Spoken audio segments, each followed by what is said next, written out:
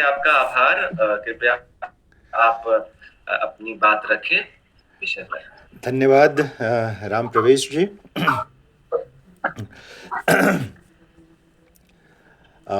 है।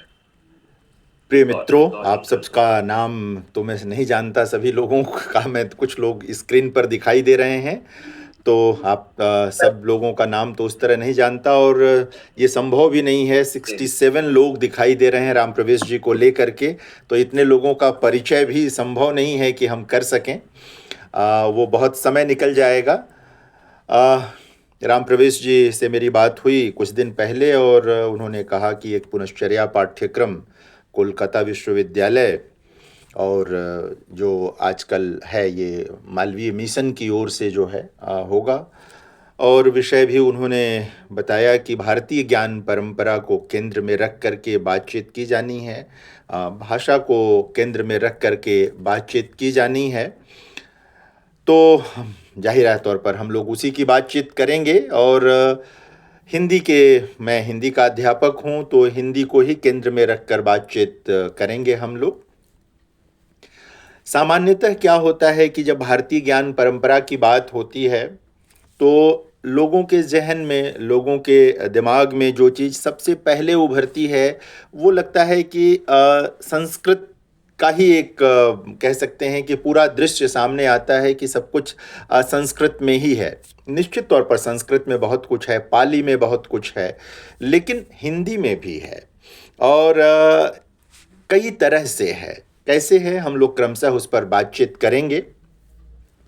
दो तीन चीज़ें जाननी जरूरी हैं कि जो पश्चिमी ज्ञान परंपरा है और भारतीय ज्ञान परंपरा है, मूलतः कैसे इसको अलगा कर हम कैसे देख सकते हैं, कैसे जान सकते हैं।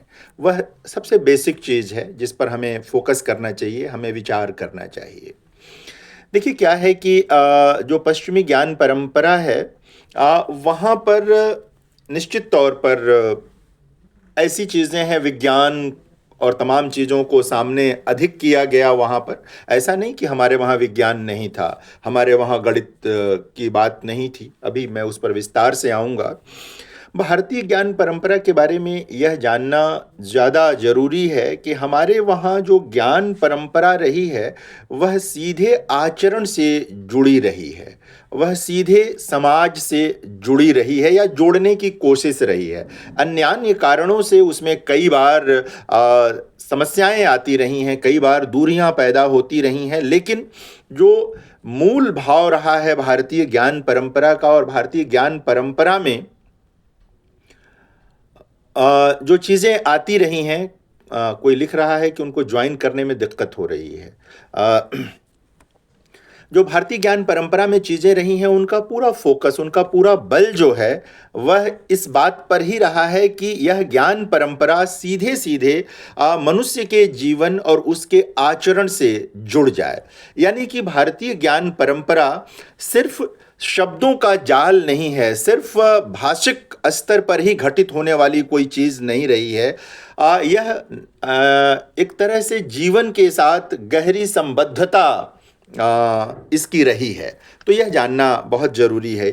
इसको आप ऐसे समझ सकते हैं चीज़ों को, हमारे वहाँ सामान्यतः आध्यात्मिकता को, हमारे वहाँ जो चीज़ एक मैं विषय पर हिंदी पर आऊँगा और चीज़ों को आऊँगा, आध्यात्मिकता को सामान्यतः धर्म से जोड़कर देखने की एक परंपरा रही है, एक दृष्टि रही है। और पश्चिम में तो अनिवार्य रूप से इसको इसी रूप में देखते रहे हैं लोग।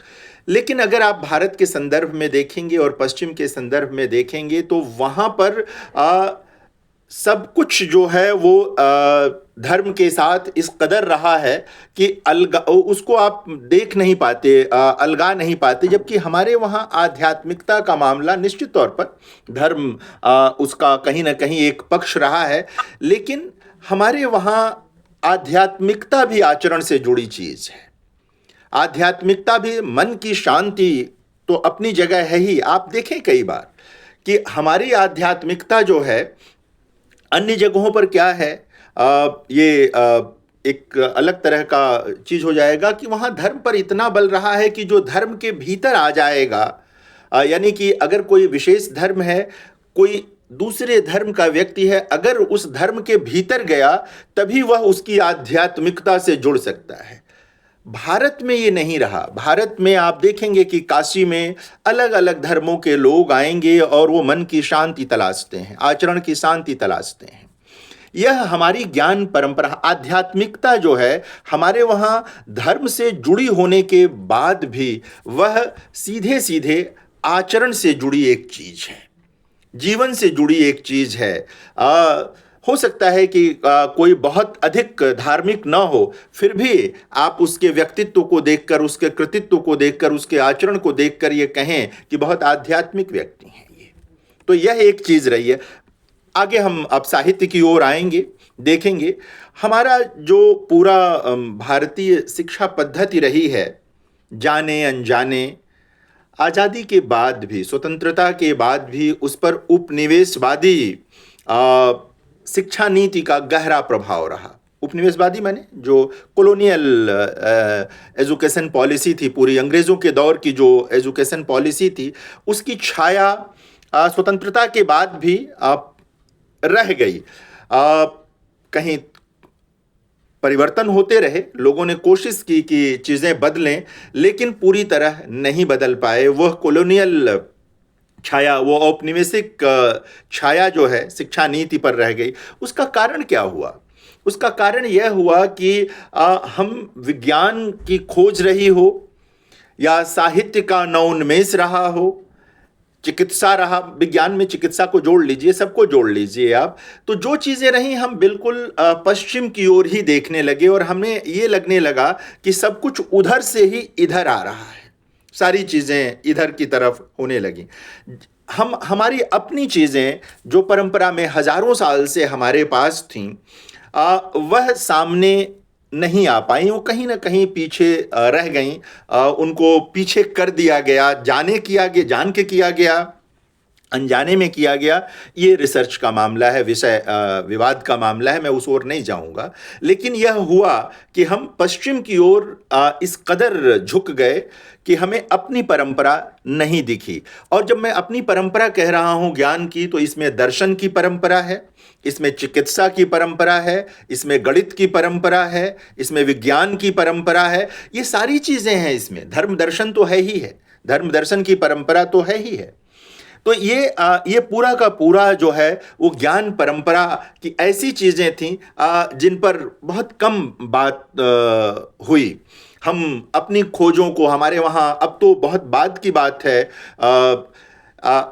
आप में से कुछ लोग जानते होंगे, पढ़ा होगा कि यह जो पूरा उत्तर आधुनिकता का विचार है, तो उत्तर आधुनिकता के जो सिद्धांतकार लोग हैं पश्चिम में, उन लोगों ने स्वीकार किया कि उन्हें इसकी प्रेरणा जो है वह बौद्ध दर्शन के शून्यवाद से मिली है।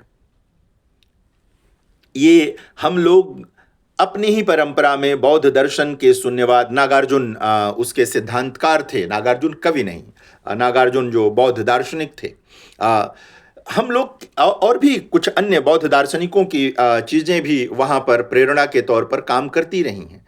ये हमारी अपनी ज्ञान परंपरा की चीज़ है, शून्यवाद हो या विज्ञानवाद हो बौद्ध दर्शन का, ये हमारी अपनी ज्ञान परंपरा की चीज़ है, हमारी अपनी दार्शनिक परंपरा की चीज़ है।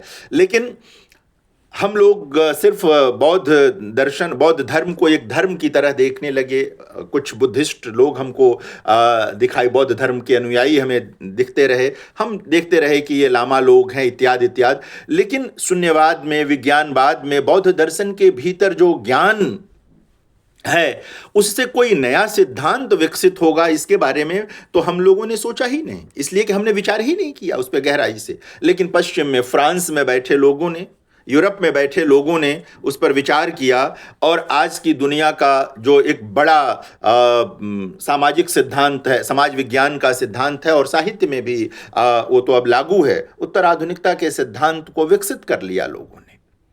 निवेदन मैं यह कर रहा हूं कि इस बात पर देखना चाहिए, और यह सिर्फ भारत के साथ नहीं हुआ, यह जितने देश गुलाम बनाए गए, जितने देशों पर औपनिवेशिक सत्ता आई, कमोबेश सबके साथ उनका पश्चिम का आचरण ऐसा ही रहा। अगर पश्चिम के देश भी गुलाम हुए तो वहां पर भी उनकी प्रवृत्ति यही रही गुलाम बनाने वालों की, कि उस अब देश की अपनी परंपरा को, उस देश की अपनी ज्ञान परंपरा को कहीं पीछे कर दो, कहीं उस पर धूल डाल दो, मिट्टी से दबा दो उसे।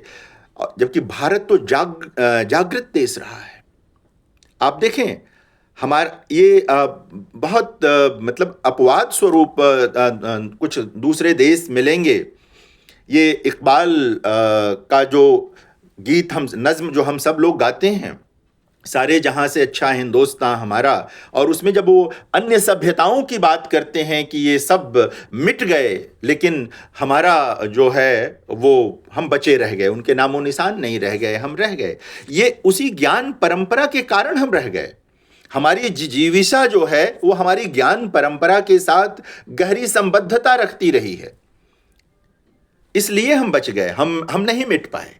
हम भारतीय जो जीवन दर्शन है, सारी चीजें हैं, वहां पर बहुत सारी ऐसी चीजें रही हैं जो काल के गाल में नहीं समा पाई, तमाम कोशिशों के बावजूद लोगों के।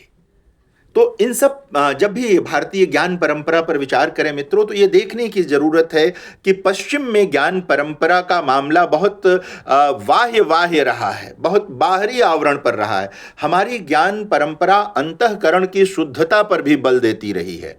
हमारी ज्ञान परंपरा, इसको मैं दूसरे शब्दों में जब कहता हूं कि विज्ञान जो है तन की औषधि है और कलाएं और साहित्य मन की औषधि हैं, इसे ही अगर और थोड़ा और व्याख्यायित करेंगे ज्ञान परंपरा के तौर पर, तो वहां आपको ये चीज दिखाई देगी कि पश्चिम की जो पूरी ज्ञान परंपरा है वो बाह्य जगत को सुंदर बनाने पर उसका बल बहुत अधिक है, जबकि भारतीय ज्ञान परंपरा का पूरा बल अंतर और बाह्य दोनों को सुंदर बनाने पर रहा है एक साथ। यानी कि दो धरातलों पर भारतीय ज्ञान परंपरा काम करती रही है। यह कारण नहीं है कि जब हम हिंदी की तरफ देखते हैं और हिंदी साहित्य की तरफ देखते हैं और वहां पर भारतीय ज्ञान परंपरा की जो चीजें हमें कविता में दिखाई देती हैं, कहानी में दिखाई देती हैं, या चिंतन परक गद्य में दिखाई देती हैं, चीज़ें आती हैं, तो ये सब उससे जुड़ जाती हैं चीज़ें। ये कहीं कोई विच्छिन्नता, कहीं कोई अलगाव आपको नहीं दिखाई देगा, ये चीज़ होगी। मैं देख रहा था कि सामरिक महत्व की जो चीज़ें हैं, पश्चिम से हमने बहुत सारी चीज़ें हमारे सामने की गई और हमने ली, लेकिन हमारे अपने वहाँ आप आदिकालीन साहित्य को अगर देखेंगे, हिंदी के आदिकालीन साहित्य को देखिए और दूसरी भाषाओं के साहित्य में भी आपको ये चीज़ें मिलेंगी, तो वहाँ सामरिक महत्व की बहुत सारी चीज़ें कविता के भीतर हैं। निकालने की ज़रूरत है, देखने की ज़रूरत है कि कैसे हम उसको देखेंगे। आपको साहित्य की तरफ से, और एक चीज़ और देखिएगा कि हिंदी, जब मैं बात कह रहा हूं तो हिंदी को थोड़ा और व्यापक तौर पर अगर आप देखेंगे तो हिंदी क्षेत्र की जो अन्य भाषाएं हैं, बोलियां भी कहते हैं लोग उनको, उनमें भी जो साहित्य है उसको जोड़ कर देखने की ज़रूरत है। इसके साथ अलगा कर मत देखिए, उनको भी जोड़ कर देखिए हिंदी के साथ ही। अगर आप लोक साहित्य की ओर जाएंगे, कृषि विज्ञान अब बहुत विकसित है, कृषि विज्ञान रोज नए शोध होते हैं उसमें, और भारत में भी कृषि विज्ञान के भीतर बहुत कार्य हुआ है। पश्चिम में भी निश्चित तौर पर हुआ होगा, होता ही रहता है, हम सब उससे परिचित हैं। जो रिसर्च आते रहते हैं उन सब हम लोगों के निगाह से गुजरता ही रहता है, हम लोग जानते रहते हैं। लेकिन भारत पर अगर विचार करेंगे, लोक साहित्य की ओर अगर आप जाएंगे और आपको घाघ और भड्डरी जैसे कवि दिखेंगे, आप विचार कीजिए, तब इस तरह के न यंत्र थे, न इस तरह के संसाधन थे, फिर भी घाघ की कविताओं को अगर आप आज पढ़ते हैं तो आप देख पाते हैं कि किस तरह कृषि से जुड़ी चीजों का ज्ञान वहां उपलब्ध है। एक तरह से वो कृषि विज्ञान की किताब है, घाघ की कविताएं कृषि विज्ञान कविता में लिखी गई, वो कृषि विज्ञान की किताब है। वहां कविता का भी आस्वाद है और आप जो कृषि से जुड़ा ज्ञान विज्ञान है वह भी है वहां पर। आप घाघ को पढ़ते हुए, भड्डरी को पढ़ते हुए ये देख पाते हैं कि कब कौन सी फसल लगनी चाहिए, कब कैसा मौसम बदलेगा, क्या चीज़ें होंगी। ये हमारे घाघ और भड्डरी ने किसी पश्चिम से नहीं सीखा था। ये हमारे अपने भीतर जो अनुभव था, हमारे अपने पूर्वजों का जो अनुभव था, उन्होंने घाघ और भड्डरी को तैयार किया। सैकड़ों साल के हमारे पूर्वजों का अनुभव जो है वो घाघ और भड्डरी के रूप में प्रकट होता है। ये जितनी कविताएं आप देखते हैं, जितने कवि देखते हैं, कोई एक दिन का मामला नहीं होता है। मैं बार बार निवेदन करता हूं कि अक्सर लोग कहते हैं कि कवि का अनुभव, देखिए किसी कवि का अनुभव अकेला अनुभव नहीं होता है। उसमें उसका अनुभव होता है, उसके परिवार का अनुभव होता है, उसके पूर्वजों का अनुभव होता है, वो जिस समाज में रहता है उस समाज का भी अनुभव होता है। वो अलगा नहीं सकता उस अनुभव को। घाघ और भड्डरी का जो अनुभव है, जो कृषि विज्ञान की किताब के रूप में एक तरह से मैं तो कहता हूं कि आता है, वह सैकड़ों साल के उन हमारे भारतीय पूर्वजों के ज्ञान के संचित ज्ञान का नतीजा है। वो घाघ और भड्डरी को पढ़ करके आप लोगों में से पता नहीं कितने लोगों को ये अवसर मिला है। अब तो धीरे धीरे उस तरह के बुजुर्ग कम होते गए हैं। हम सब लोग अब इतने ज़्यादा मशीनों पर केंद्रित लोग हैं, हर चीज़ का पता हम लोगों को बता दिया जाता है कि अब कब बारिश होगी, कब क्या होगा। मैं जब छोटा था तो नाना के साथ रहता था, तो नाना कई बार देख के ऊपर कहते थे कि मंगल ग्रह चमक रहा है, आज बारिश जरूर होगी। मंगल ग्रह, हाँ, वो और निश्चित तौर पे बारिश होती थी। मतलब उस अवश्यंभावी, ये एक किसान का अनुभव था। उस किसान का अनुभव जिसे गूगल नहीं बता रहा है कि आज बारिश होने की संभावना है, या कोई मौसम विज्ञानी नहीं बता रहा है कि आज होने वाली संभावना है। ये सारी चीज़ें उन लोगों ने घाघ और भड्डरी जैसे कवियों से उन तक आई थी। ये जो साहित्य में जो ज्ञान परंपरा प्रकट होती है उस तक आई थी कि जब इस तरह के मौसम होगा, इधर से हवा चलेगी, यानी पूरब से कोई हवा चलेगी या पश्चिम से हवा चलेगी, तो कैसा मौसम होगा। पूरब से पूर्वी हवा चलेगी तो फसलों पर क्या प्रभाव पड़ेगा, पश्चिम से हवा चलेगी तो फसलों पर क्या प्रभाव पड़ेगा। ये सब घाघ और भड्डरी के वहाँ आपको मिल जाएगा। कब कितनी बारिश चाहिए, किस फसल के लिए क्या आवश्यकता है। 13 कार्तिक 3 आषाढ़ जैसे मुहावरे जो बने, ये हमारी अपनी ज्ञान परंपरा की चीज़ है। इसके लिए किसी और अगर आप कोई और विज्ञान नहीं भी जानते हैं तो भी आपको ये पता होगा कि आषाढ़ की खेती को कितनी तीव्रता से करना है, किस तरह से करना। आप उसमें विलंब नहीं कर सकते। कार्तिक में आप जा सकते हैं विलंब कर। ये चीज़ें हिंदी का जो हमारा अपना साहित्य, जो लोक साहित्य है, उसमें भी उपलब्ध हैं। और घाघ भड्डरी जैसे कवि जो जिनकी किताबें उपलब्ध हैं, अब धीरे धीरे देखिए ना, नई पीढ़ी में अब कौन पढ़ा रहा है घाघ को और भड्डरी को। पढ़ाया जाना चाहिए। अब स्कूलों में भी घाघ और भड्डरी नहीं रह गए हैं, तो वहाँ हमें जाने की ज़रूरत है। ये हमारी अपनी ज्ञान परंपरा है, ये हिंदी के भीतर की ज्ञान परंपरा है। घाघ भड्डरी जैसे कवि निश्चित तौर पे भारत की दूसरी भाषाओं में भी होंगे, बांग्ला में भी हो सकते हैं, मलयालम में भी होंगे, तमिल में भी होंगे, निश्चित होंगे। ये हो ही नहीं सकता कि उस तरह के कवि उधर न हों, निश्चित ही होंगे। लेकिन मैं चूंकि हिंदी की बात कर रहा हूं, तो हिंदी के भीतर ये हैं, उपलब्ध हैं, लेकिन हम नहीं जानते इनके बारे में। ये हमारा अज्ञान है। हम मौसम की जानकारी के लिए, अन्य चीज़ों की जानकारी के लिए तुरंत हम एकदम आधुनिक यंत्रों की ओर जाते हैं। जाएं आधुनिक यंत्रों की ओर, कोई दिक्कत नहीं है। निश्चित तौर पे आधुनिक यंत्र अधिक विकसित हैं, ज़्यादा हो सकता है प्रामाणिक हों, लेकिन हमारी अपनी परंपरा में ये चीज़ें रही हैं। इसको विस्मृत करके अगर हम आज को देखेंगे तो शायद किसी बेहतर नतीजे पर नहीं पहुंचेंगे। मैं जब कह रहा था कि भारतीय ज्ञान परंपरा का सीधा मामला आचरण के साथ जुड़ा हुआ है, यह सिर्फ शाब्दिक मामला नहीं है, सिर्फ भाषिक मामला नहीं है, सिर्फ वाह्याचरण का मामला नहीं है।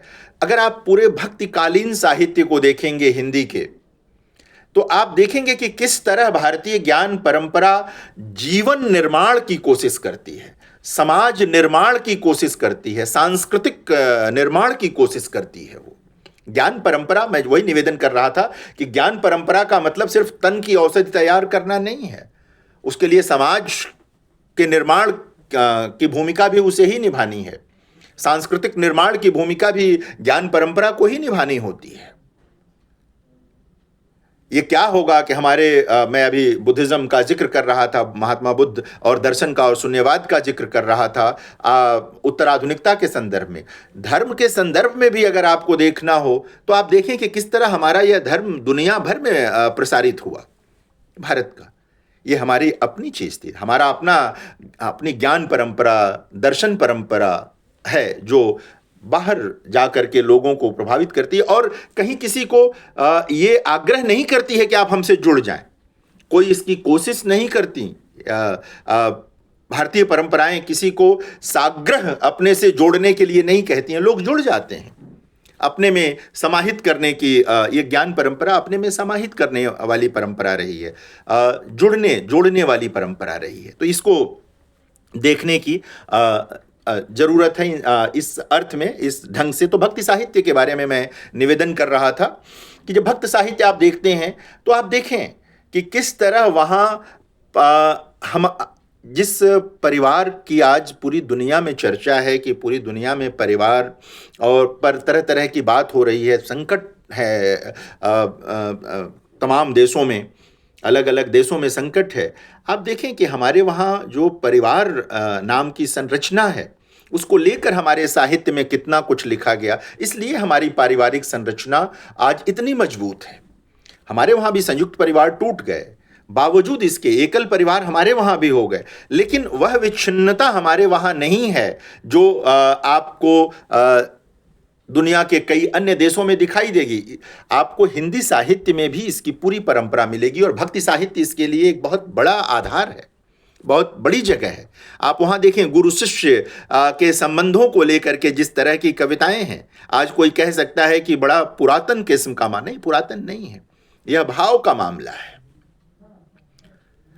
आप वहाँ पर माता और पिता के साथ आचरण को देखें, गोस्वामी तुलसीदास के वहाँ देखें या अन्य कवियों के वहाँ देखें, दाम्पत्य। आप लोगों ने पता नहीं कब इस पर विचार किया या नहीं किया कि गोस्वामी जी पर तरह तरह से बातें होती हैं, लेकिन कभी इस पर विचार किया कि नहीं कि राम और सीता का जो दाम्पत्य है, जो एक तरह से कह सकते हैं कि एक पत्नी का जो उस पूरे कालखंड में, जबकि बहुविवाह की परंपरा है, राम का विवाह सिर्फ सीता से होता है और बहुत बाद में हम जब आज़ाद हुए और हमारे वहाँ जब हिंदू मैरिज एक्ट बनता है और सारी चीज़ें, कहीं ऐसा नहीं लगता आपको कि इसकी प्रेरणा बहुत पहले भक्ति साहित्य में गोस्वामी जी के वहाँ दिखाई देती है? इसको क्यों नहीं ज्ञान परंपरा से हम जोड़ेंगे जो हिंदी में उपलब्ध है?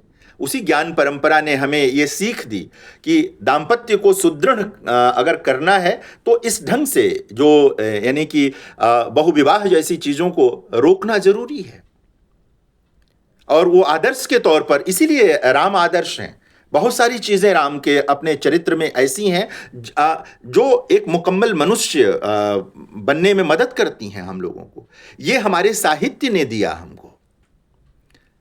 राम की कथा थी, सब कुछ थी, लेकिन कविता में जब वो आई, कविता साहित्य के साथ जब वो हमारे सामने प्रस्तुत हुई, तो निश्चित तौर पर हमने बहुत कुछ सीखा, हम लोगों ने जाना।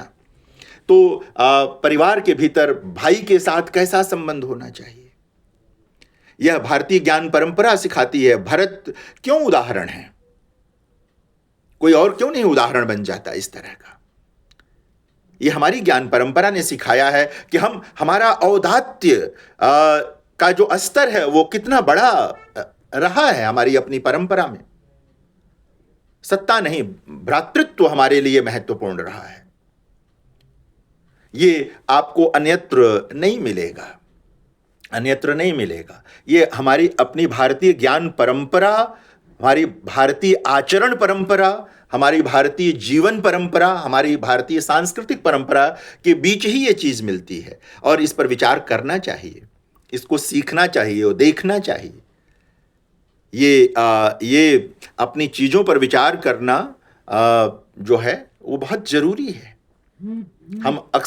हम लोग इस विस्मरण में डालते चले जाते हैं, बाहरी चीज़ें ज़्यादा चमकती हुई दिखाई देती हैं हमें, तो इन सबको देखना चाहिए।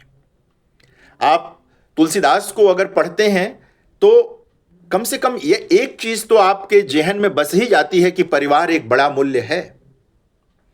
परिवार का बिखराव देख करके भी राम का वनवास होता है, सारी चीजें बिखर जाती हैं, और फिर भाइयों का जो आपसी प्रेम है कैसे उसे वापस लाता है। दाम्पत्य की बात मैं अभी कर रहा था।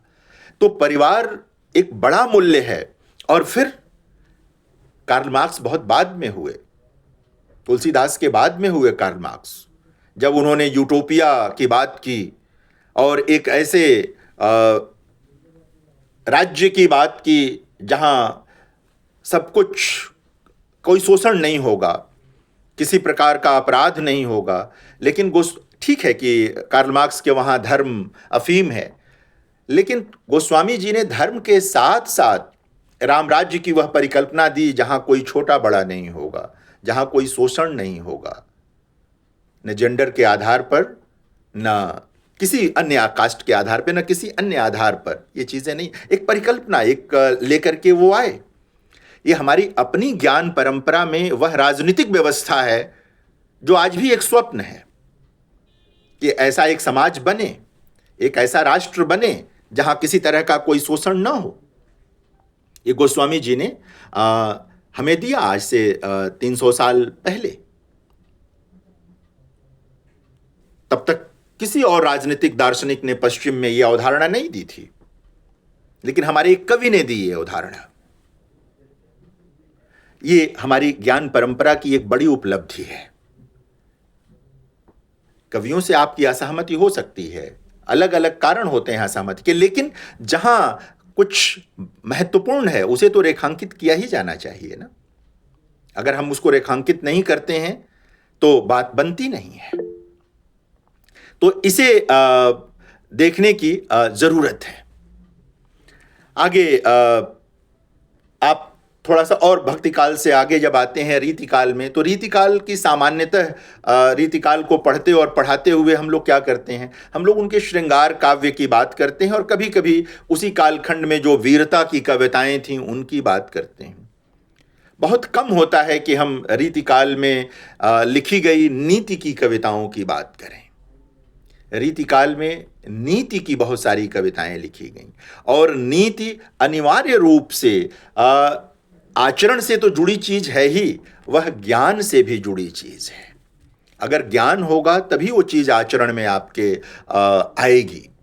उसका आचरण में आप निवेश तभी कर पाएंगे जब आपके पास ज्ञान रूपी वह पूंजी होगी, वरना आप निवेश कैसे करेंगे, इन्वेस्ट कैसे करेंगे आप। ये है। पहले भी हमारे वहाँ नीति की कविताएं पहले भी हैं, संस्कृत में तो हैं ही हैं, लेकिन मैं हिंदी की बात कह रहा हूँ, सारी चीजें हैं। आप आधुनिक काल में आते हैं, कविता कहानी से इतर भी द्विवेदी युग जब आता है तो महावीर प्रसाद द्विवेदी को ये लगता है कि हमें ज्ञान के अन्य अनुशासनों की भी कुछ चीज़ें हिंदी में लानी होगी, और वो चाणक्य के अर्थशास्त्र, कौटिल्य के अर्थशास्त्र का हिंदी में अनुवाद करके उसको प्रस्तुत करते हैं, ले आते हैं, वो उसे रखते हैं। वो एक आज अर्थशास्त्र जिस स्तर पे पहुंच गया है, निश्चित तौर पर उस किताब से वो तुलना नहीं, लेकिन भारतीय व्यवस्था में अर्थशास्त्र किस तरह काम करता था या उसका एक पूरा आधार था हमारे वहाँ, कौटिल्य की वह किताब यह तो बताती है कि अर्थशास्त्र की पूरी समझ हमें पश्चिम से नहीं मिली है। हमारे अपने वहाँ भी आर्थिक चिंतन करने वाले लोग रहे हैं, हमारे अपने वहाँ भी लोग इन मुद्दों पर, मैं सामरिक की बात कह रहा था, आर्थिक मुद्दों पर, जो कि एक बहुत बड़ा मुद्दा है पूरी दुनिया में। आर्थिक चिंतन के बिना दुनिया का विकास संभव नहीं है। हमारे वहाँ जिसे सामंती समय कहा जाता है, सामंती काल कहा जाता है, उस काल के जो सीधे राज दरबारों से जुड़े लोग हैं, मंत्री, वो इस पर विचार कर रहे थे। तो कौटिल्य की यह किताब, अच्छा कई किताबें तो मिली नहीं हमें, बहुत सारी किताबें तो अनुपलब्ध हो गईं, पांडुलिपियां अनुपलब्ध हो गईं, उनके पढ़ने वाले नहीं रहे, लेकिन जो पढ़ी जा सकें, जो मिल पाईं, वो किताबें भी हमारे पास जो जिस रूप में उपलब्ध हैं, हम उनको कितनी बार देखते हैं। कितने हिंदी के लोग हैं जो शिक्षक हो चले हैं, उन्होंने कौटिल्य के उस अर्थशास्त्र को जो कि उपलब्ध है खरीदा और पलट कर देखा है। जब भी ज्ञान परंपरा की बात आएगी हम तुरंत पश्चिम की ओर झांकने लगते हैं, देखने लगते हैं। हमने कब देखा कि एक बेसिक किताब है ये? देखना चाहिए, और उसको देखने से पता चलेगा कि यह जो विकास है हमारा पूरा अर्थशास्त्र का, उसका एक जो पीछे का एक हिस्सा है वो कैसा है, किस प्रकार का है। एक मंत्री क्या सोचता है कि उसके राजा के समय में समाज में आर्थिक व्यवस्था कैसी होनी चाहिए। ये एक बहुत महत्वपूर्ण चीज़ है, और ये हमें किसी और से नहीं, हमें हिंदी से मिला। मैंने तो हिंदी में ही ये किताब पढ़ी, अपनी भाषा में ये किताब पढ़ी। मैं अनुवाद की बड़ी भूमिका मानता हूँ। सीधे हिंदी में जो किताबें नहीं लिखी गई हैं, अगर हिंदी में अनुवाद में वो किताबें आई हैं अपनी परंपरा के भीतर से भी, तो जैसे ये कौटिल्य की जो किताब है यह, और इस तरह की बहुत सारी किताबें आपको मिलेंगी उस दौर में। हम में से कितने लोगों ने इस पर भी, वासुदेव शरण अग्रवाल की किताबों से कितने लोग परिचित हैं। वासुदेव शरण अग्रवाल ने जिस प्रकार पूरी भारतीय ज्ञान परंपरा पर काम किया है, दर्शन परंपरा पर काम किया है, और हिंदी में वो चीज़ें उपलब्ध हैं, देखना चाहिए सबको। बहुत काम की किताबें हैं वासुदेव शरण अग्रवाल की किताबें। मैं आंख मूंद कर जो पीछे की चीज़ें हैं उनको स्वीकार करने की बात नहीं कह रहा हूं, लेकिन वो हमारी परंपरा में है, और जो परंपरा में है उसी को आगे हम और विकसित करते हुए आगे बढ़ते हैं। लकीर का फकीर होने की बात नहीं कह रहा मैं, लेकिन जो चीज़ें हैं आप उन्हें भुला कर जाएंगे तो आप शून्य में खड़े हो जाएंगे। जिस समाज के पास अपनी कोई स्मृति नहीं होती है, बहुत अभागा समाज होता है, और हमारा समाज अभागा समाज नहीं है। हम लोग स्मृतियों से संपन्न लोग हैं, और हमारे पास मजबूत स्मृतियां हैं, बहुत ऐसी स्मृतियां हैं, जीवनदायी स्मृतियां हैं, प्रेरणादायी स्मृतियां हैं। कुछ दुखद स्मृतियां भी हैं, उनको छोड़ देंगे, जो काम की हैं उनको लेकर। तो हिंदी में ये चीज़ें आपको आएंगी। आधुनिक काल में आप बिल्कुल इधर की तरफ आएंगे तो आप कुछ निबंधों को अगर ध्यान से पढ़ें तो किस तरह वो हमें भारतीय ज्ञान परंपरा से जोड़ने वाले अध्यापक पूर्ण सिंह के निबंधों को पढ़िए, वो कैसे हमें भारतीय ज्ञान परंपरा से जोड़ने वाले निबंध हैं। आप आचार्य हजारी प्रसाद द्विवेदी के कई निबंधों को देखिए, आप आचार्य रामचंद्र शुक्ल के निबंधों को देखिए। ये कैसे भारतीय ज्ञान परंपरा से आपको जोड़ देने वाले निबंध हैं, ये पढ़ते हुए आपको बोध होगा। जब आप बहुत खुले दिमाग से इसको पढ़ेंगे, मस्तिष्क को बिल्कुल ओपन करके, खोल करके अगर आप इस तरफ जाएंगे बिना किसी पूर्वाग्रह के, तो आपको लगेगा कि भारतीय ज्ञान परंपरा में बहुत सारी ऐसी चीज़ें हैं जिनकी आज हमें आवश्यकता है, और जिन्हें हम आज के विकास के साथ जोड़ देंगे तो एक लंबी विरासत, एक लंबी लेगेसी भी बनती है उसकी। एक पूरा इतिहास दिखाई देगा हमें कि ये चीज़ कहाँ से चली और कहाँ तक पहुँची है, और आगे की संभावना भी दिखाई देगी कि ये कहाँ जाने वाली है। तो यह भी हमें देखने की ज़रूरत होगी, समझने की ज़रूरत होगी। आप देखें कि मैं प्रेमचंद के वहाँ बहुत सारी चीज़ें आपको मिलेंगी। किस्सा कहानी को पढ़ते हुए कई बार प्रेमचंद के निबंधों को अगर आप पढ़िएगा, उनके कहानियों और उपन्यासों को थोड़ी देर के लिए किनारे रख लीजिए। प्रेमचंद के 1000 पृष्ठों में जो निबंध हैं, संपादकीय हैं, कभी अगर आप उनको पढ़िएगा तो उसमें भी आपको बार बार इसका स्मरण मिलेगा कि हमसे क्या क्या चीज़ें छूट गई हैं, क्या क्या चीज़ें थीं हमारे पास, कैसे हमने अच्छी चीज़ें छोड़ दी और कुछ बुरी चीज़ें, कुछ गलत चीज़ें हमारी परंपरा में शामिल हो गईं और हमने उसे ही मुख्य मान लिया है। प्रेमचंद उसका प्रत्याख्यान करते हैं और अच्छी चीज़ों से फिर पुनः जुड़ने का प्रस्ताव रखते हैं। ये चीज़ें वो आज कम चर्चा होती है इस पर, लेकिन प्रेमचंद ने उस दौर में कालिदास पर एक निबंध लिखा, और जब ये निबंध प्रेमचंद लिख रहे थे, आप लोगों को आश्चर्य होगा कि कालिदास की बहुत सारी चीज़ें भारत में एक तरह से कहीं पीछे चली गई थीं, विलुप्त तो शब्द इस्तेमाल नहीं करूंगा मैं, लेकिन जाहिर है कि दृश्य में नहीं थी। और पश्चिम के विद्वान कालिदास को ढूंढ करके, उनके ऊपर लेख लिख करके, भूमिकाएं लिख करके उनकी चीजें ला रहे थे। प्रेमचंद याद दिला रहे थे कि हम लोग क्या कर रहे हैं।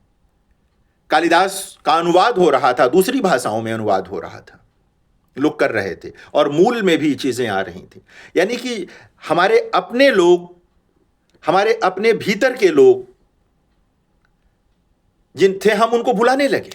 प्रेमचंद ने बहुत दुख के साथ, पढ़ने लायक वो निबंध है, पढ़िएगा कभी कालिदास पर उनका, तो पता चलेगा कि अपनी साहित्य की परंपरा को, निश्चित तौर पर जो साहित्य की परंपरा है वो ज्ञान की परंपरा है।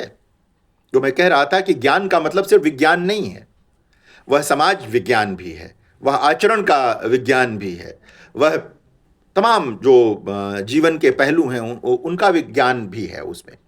तो प्रेमचंद वहाँ बात करते हैं।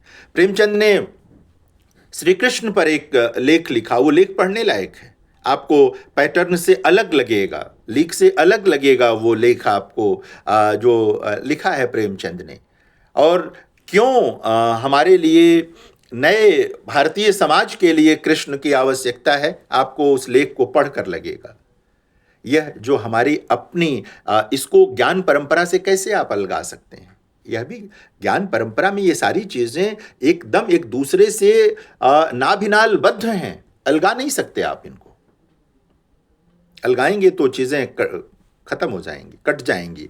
तो इसको देखने की जरूरत है।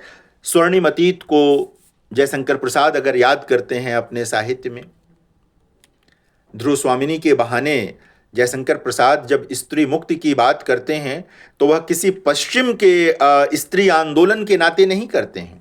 याद रखिए कि पश्चिम में जॉन स्टुअर्ट मिल का काम चल रहा था स्त्री आंदोलन को लेकर के, लेकिन जो बहुत प्रसिद्ध किताब है सिमोन द बुआ की, सिमोन द बुवार भी कहते हैं, द सेकेंड सेक्स, वो 1949 में छपी थी। ध्रुव स्वामिनी तो उससे बहुत पहले की कृति है। और महादेवी वर्मा की श्रृंखला की कड़ियां 1942 में किताब के रूप में छप गई थी, और 1928-29 से लेकर 42 के बीच में महादेवी जी ने वो सारे निबंध लिखे थे जो भारतीय स्त्री जीवन को समझने के लिए बहुत जरूरी निबंध हैं। वो पूरी किताब बहुत जरूरी है। हमें पश्चिम की ओर देखने की जरूरत नहीं है उस दौर के पूरे स्त्री जीवन को समझने के लिए। तो प्रसाद जो प्रेरणा लेते हैं वो अपने ही अतीत से लेते हैं कि हमारे अतीत में स्त्री की जो स्थिति रही है वो वैसी नहीं रही है जैसी तमाम कारणों से उस दौर तक पहुंच गई थी। निराला जब उसी दौर में राम की शक्ति पूजा लिखते हैं और उसमें धन्य, उसमें जब कहते हैं दिक जीवन जो पाता ही आया विरोध, दिक साधन जिसके लिए किया सदा ही शोध, जानकी हाय उद्धार प्रिया का हो न सका, तो ये उसी स्त्री का मसला है जो ध्रुव स्वामिनी में आपको दिखाई दे रही है। स्त्री वही राम की शक्ति पूजा में, वही सरोज स्मृति में जो उनकी अपनी बेटी थी दिक, जिसमें वो कहते हैं कि धन्य मैं पिता निरर्थक, तेरे हित कुछ कर न सका।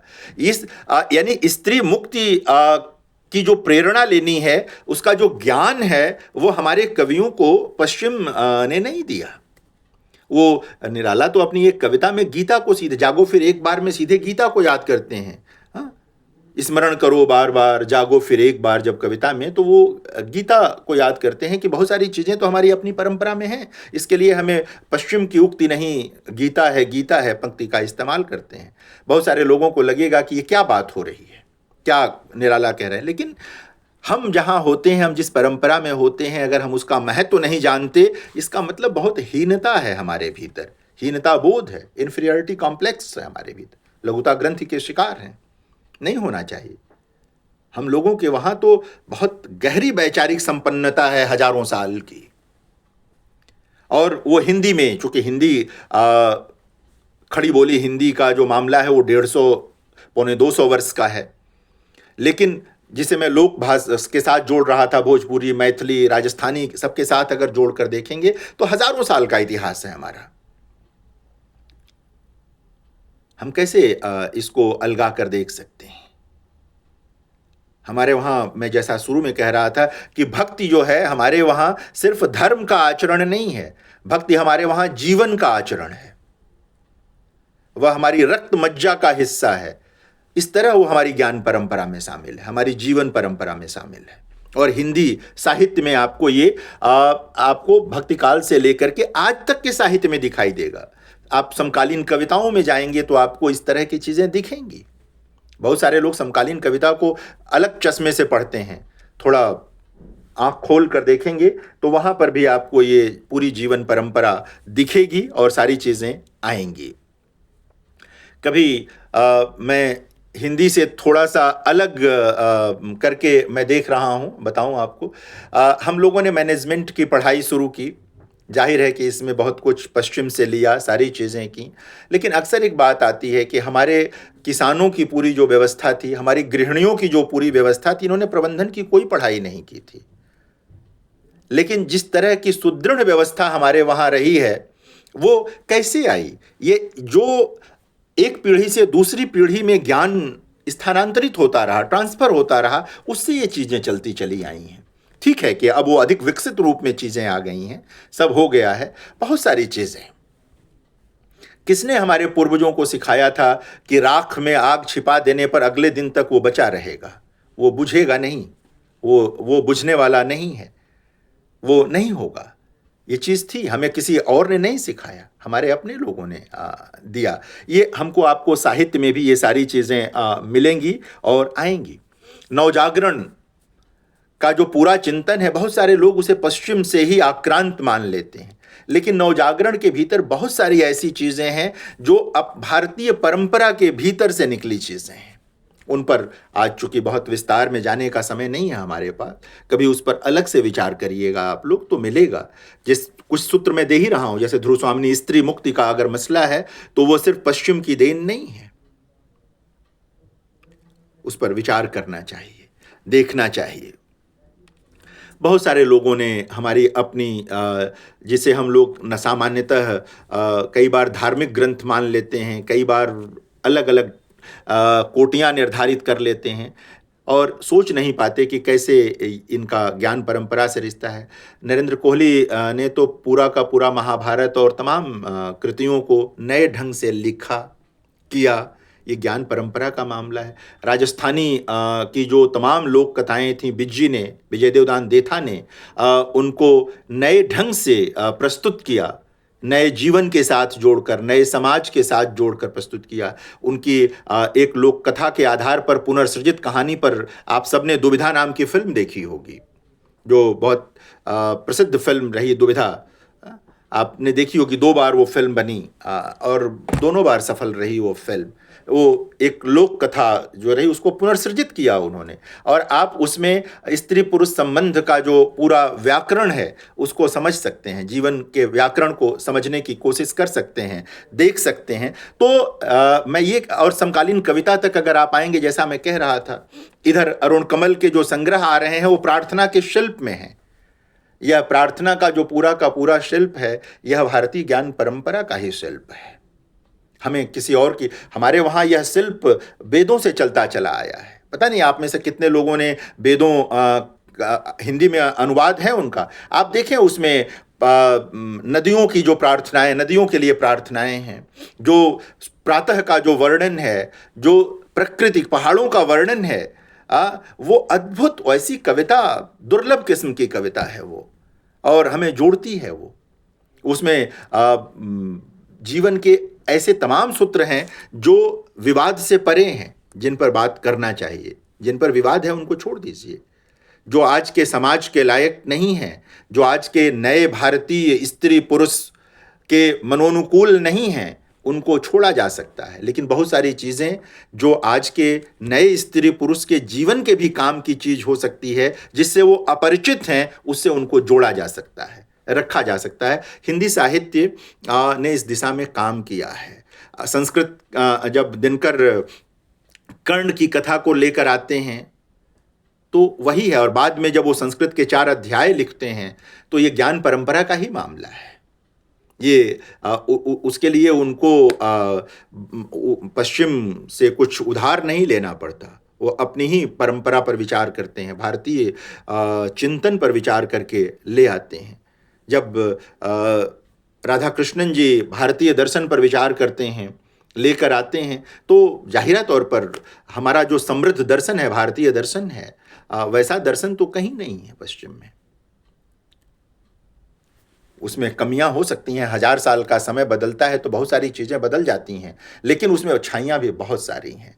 तो मैं निवेदन ये कह रहा था कि हिंदी में कुछ मूल रूप में, कुछ अनुवाद के रूप में भारतीय ज्ञान परंपरा की बहुत सारी चीज़ें आ गई हैं, जिन्हें हमें अब अपने पाठ्यक्रमों का हिस्सा बनाना चाहिए, जिन्हें हमें अपने विद्यार्थियों के साथ शेयर करना चाहिए, उनको जोड़ना चाहिए।